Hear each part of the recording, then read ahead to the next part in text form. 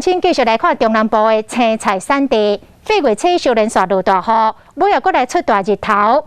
这个青菜是袂堪要安尼防糟蹋，结果拢反黄烂去，产量大减，继续就涨起哩。高丽菜一粒已经超过200块，啊，这个小黄瓜、牛仔瓜本地一斤50块，是起4倍变一斤200块。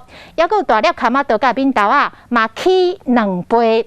婆婆妈妈是真怨气哦，讲即摆吼菜是比肉还搁较贵，啊，市场的摊商搁较担心的是，到时阵会无菜通卖。200多块，240。一粒3斤外的高丽菜爱240块，这家庭主妇真正买袂落手。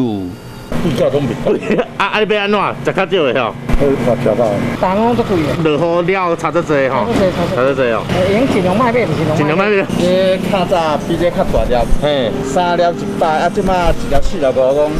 那青菜起价尔，像牛仔瓜本来一袋斤50块，即马爱200块；甘仔米本来60块，即马爱130块；扁豆啊，竟然为120块，起到280块一斤。青菜计销拢一直起，菜煞比肉较贵。原因是因为2礼拜前落大雨，忽然青菜产地产量超够济，据说讲所有的青菜差不多拢起价。